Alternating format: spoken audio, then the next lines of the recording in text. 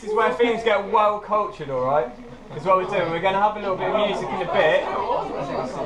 But before that, we need a bit of hush now because we're going to have some spoken words. Steve, I met Steve at Spoken Word Open Mic in Ipswich about a year ago, and he's absolutely fantastic. He's also lent us, no, it's not one. He's also lent us all these lights, all these decorations. He's a lovely man, so please welcome JustSomeGuy!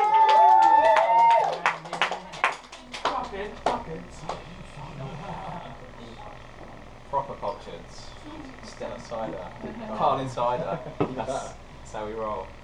Listen, I've been telling these stories for a little while now. I think since before then and now, still trying to find out what they mean. See, they started somewhere in a Lost Boy. Somewhere in a misguided daydream. Somewhere when an accident collided with a mystery man. There was words everywhere. Raining down on the rooftop, some for holding on to, some for hanging up on the coat hooks for the rainiest of rainy days. None of them held the answers. Just unfolding more questions like relentless waves, desperate to reach mountains but constantly pushed backwards and breaking.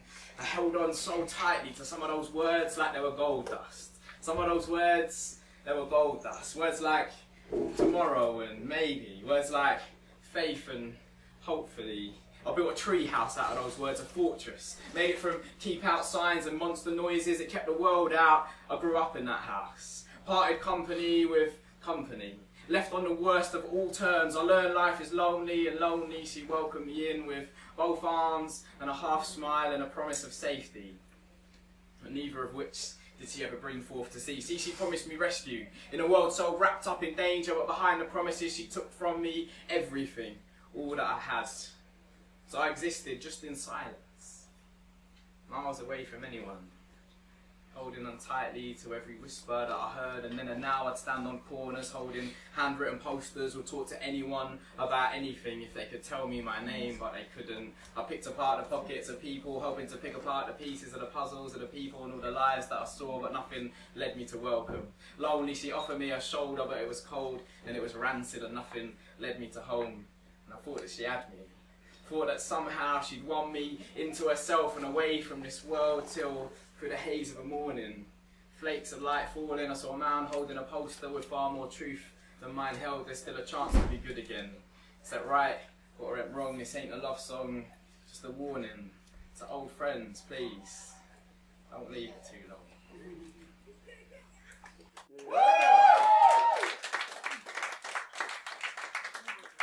Cheers, folks. I feel like I should have some kind of instrument or pretend to play piano or something, but I'm just talking, so that's all I can really do. So I'm not particularly talented in that in any other way. So I'm just going to tell you a few stories, if that's all right. And this is like the perfect environment. I've been telling stories from here to lots of other little places. And we met a guy once in a place far, far, far away, and he played the clarinet for us, and it was the most amazing experience ever. And gave it a shout to like everyone that was about, to friends and neighbours, just like this family that's out. He says, it's been a little while since we all sat together, traded music and stories and laughed together. The old man stands here in the room in the middle, frayed string for a belt tied round his middle. He's got old school, rugged, working hands. Shook hands with a few good and a few bad man, yet here he stands and holds up his hands and prepares to play a riff. It's the music man. Says it's been a little while since we all sat down, since I walked the streets of this village and round, and since then I sat on a fair few seats and these old ears picked up a fair few beats. See, I sat on the back of a flatback truck, crossed 18 borders and never got stuck to Provnik, Prague, Amsterdam City. The 7 hills came rolling down. I went to the Vatican City, man, they kicked me out because the sound of my trumpet was well too loud. Blew tunes at the Royal Old Opera House, you know, that rolled out the back where they all catch cabs. Language was hard, we didn't know what to say, so I just let the sound of my trumpet play.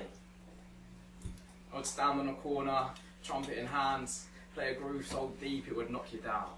Most people just kept on walking and talking about businesses or business meetings or business seating at business evenings, and they're just too busy to get to their next big meeting. And on occasion, someone would stop, and not a lot, not many, but someone would stop, and the language was hard, I didn't know what to say, so just let the sound of my trumpet play.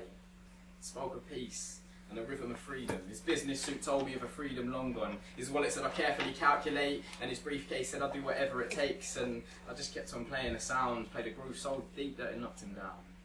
And all of a sudden we're back to that same old room, 6x9, doorstep covered in shoes. They all stare at the music man, their eyes glued. But this time, he didn't come there on his own. He looks over, right there to the left.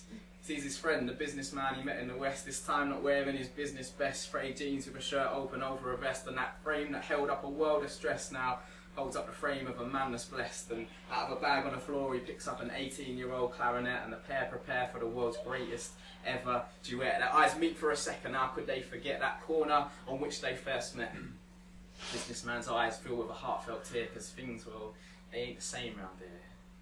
People smile when the sun goes down round here, and even though they've got nothing, people share it round here, and the room's about to erupt with anticipation and cheers, and the businessman says, okay.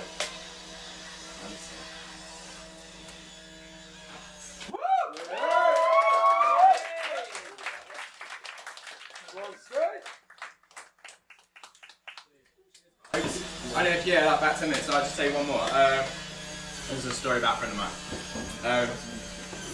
It's set in a different kind of time, so it was a little while ago when the world was still young. On the brightest night of the summer would allow the sea injected life into the ever steady shore, and what's more on that shore there was beauty that was born. She had fire red hair and eyes that saw truth, and a heart in her hands way too big for her chest. And she held it tightly, stood firm on the sand, held it high for all those looking to find, and people would come, man, from far away places to inquire if they were the ones wholesome and brave, but no words would she speak, no motion to give insight, but her heart would catch sight of the truest that there were, but cold nights brought the darkness, and the men came to see her. Men with no intention of asking her questions of heart, they come to take from her. Tell her that they loved her, then strip her bare under the moon, and then batter that heart she was tangled in tightness. Well scared of spiders, feeling like the world had taken from her all that she knew, so she set sail from the shore on her own little island. Open to her last to be away from it all, and then watched unexcited as the world sunk behind her, knowing that she couldn't be hurt again. But then in a flash from behind her rose a boatload of pirates. Took every last piece of the things that she had saved up to be. She returned to the shore, hard-faced as the wind. She had changed not to return in that same way again, and on shore she raised a daughter to run from affection, not to believe that love could exist in this world. And at night she took flight in the arms of false affection, hoping just to be held safe once again. She never laughed out loud, but often cried out in public in regret of things she knew she would do but hadn't done yet. Yet still every summer, after a break in the clouds, a boat would come from somewhere beyond the wreckage of lands. Its crew were a mixture, hard as the ocean, but fought not for wars of kings and countries. They stood for the last drops of hope in the ocean, and collected the things that they found out to sea. Their cargo was a mixture, barrelfuls of laughter, crates full of hope, and the things that they had found out to sea, they brought them to harbour, sold songs, traded emotions, but never did well in this place by the sea, till one day in September, unloading their bounty, our beauty, she scoured it for something to fill that hole in her chest, and then she stood in silence.